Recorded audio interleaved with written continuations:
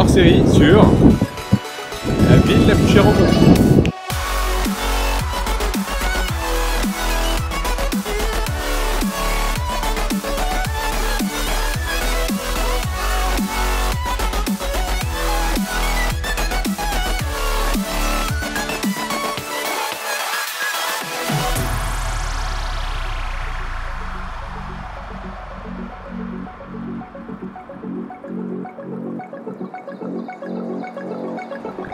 On l'appelle le poumon vert de...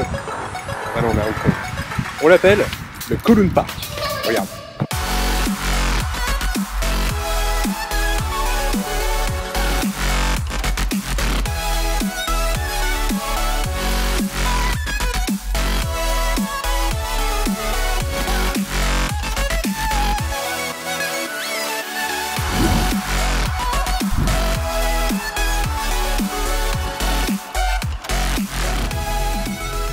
Ici, c'est la ville des stars. C'est un petit peu le Walk of Fame version Hong Kong.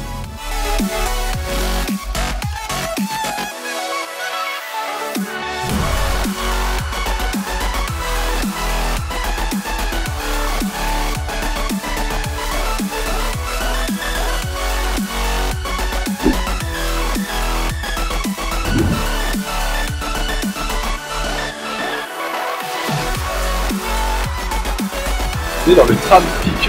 C'est un tram qui t'emmène directement sur le Victoria Peak, là où on t'emmène juste après. La petite particularité ici, c'est que c'est un tram qui a une pente de 27%. C'est énorme. Regarde.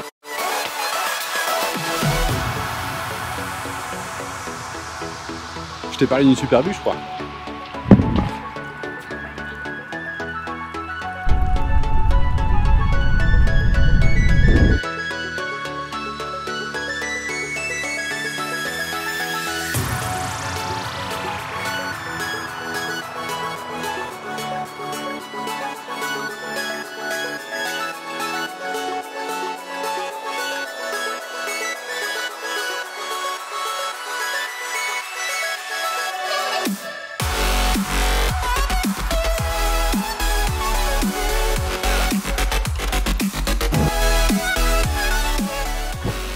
On est sur les plus grands escalators du monde.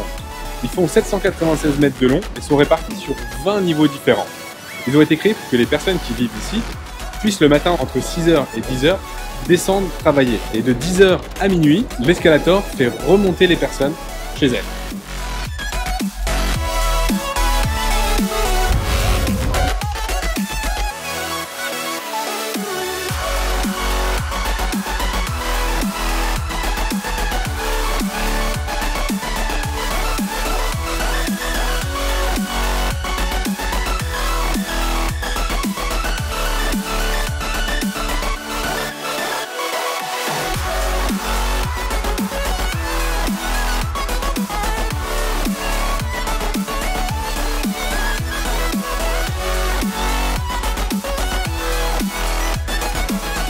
Je te glisse une petite astuce pour les transports à Hong Kong.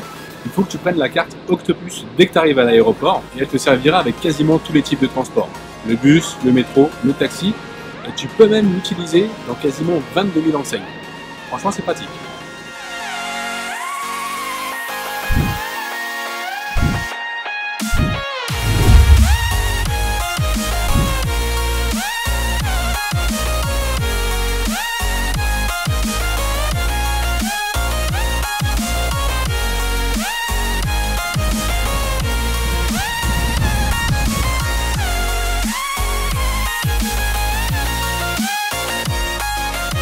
Avec ses 34 mètres de haut, c'est le plus grand Bouddha assis du monde.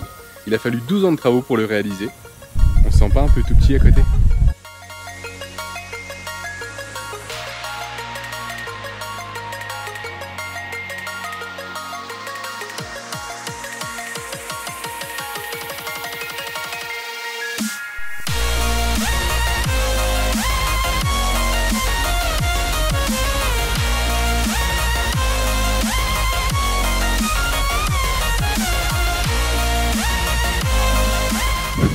Après le Grand Bouddha, le monastère de Po Lin et le village de Phnom Penh, qui est juste derrière, je t'emmène directement à Tai O, qui est un petit village de pêcheurs.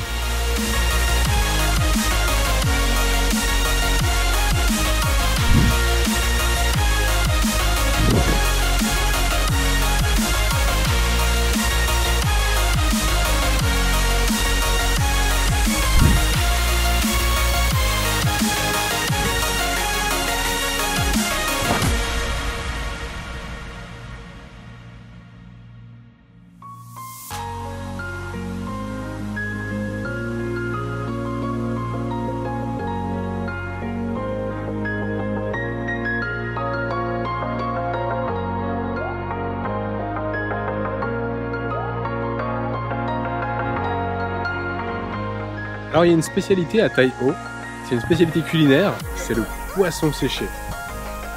Ça donne pas franchement envie, mais je vais quand même essayer.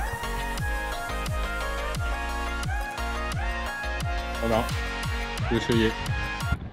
Ça y est, on est sur le départ. Je voulais clôturer ce petit hors-série sur Hong Kong, la ville la plus chère du monde, par un résumé. C'est assez difficile à caractériser pour moi. Hong Kong, c'est un peu un New York version asiatique. Ce qui m'a beaucoup choqué, c'est la différence que tu peux avoir entre des grosses boutiques de luxe, les voitures de sport, et 3 rues après, des bâtiments assez délabrés, avec du street food un peu partout. Ce que je peux te conseiller, c'est si jamais tu dois faire une escale à Hong Kong, prends 2-3 jours pour faire le tour. Tu verras l'île de Lantou, Hong Kong et Hong Kong Island.